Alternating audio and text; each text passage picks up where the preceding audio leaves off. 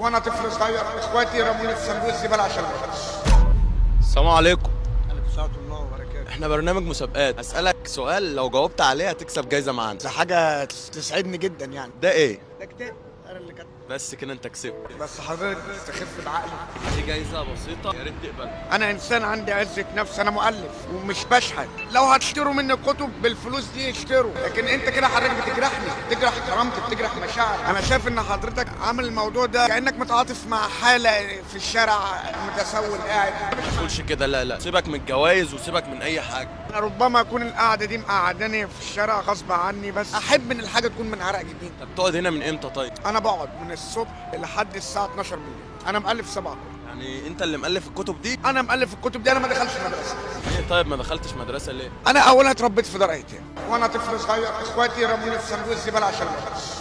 مديرة الملجأ وهي ماشيه شافت ناس بيرموا طفل صغير في صندوق الزباله وبيجروا بعربيه. هي اخذت نمره العربيه، فجاه لقت في الطفل ده ورقه مكتوب فيها اسم مستشفى ورقم حضانه. دخلت هناك عرفت ان دول اخواتي، عرفت ان ابويا مات قبل ما اتولد وان امي ماتت وهي بتولد.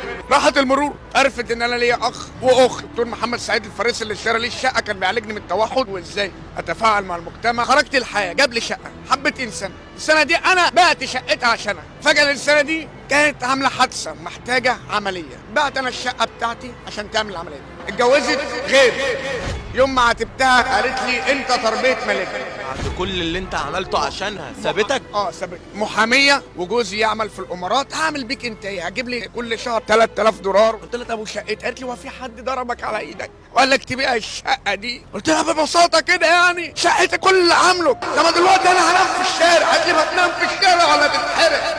انا اعمل لك ايه؟ اللي زي كان ممكن يقتل نفسه.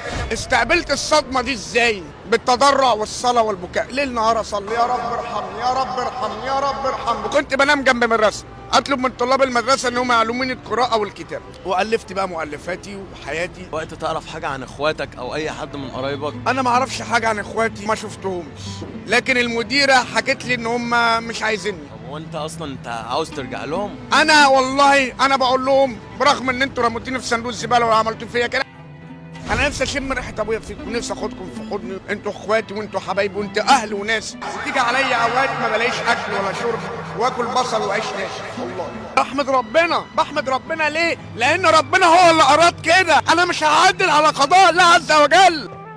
انا ولا حاجه في الدنيا دي، انا مجرد هفر يفعل فيها الله ما يشاء. هو كتب لي كده، يبقى اكيد اللي انا بمر فيه ده خير ليا. ما ينفعش اعتمد على اللي خلقني. كفايه اللي انتوا مديني ايدين، كفايه انه مديني عينين، كفايه مديني اذنين، كفايه انه مديني رجلين، كفايه اني بشوف، كفايه اني بسمع، كفايه اني بتكلم. كل النعم دي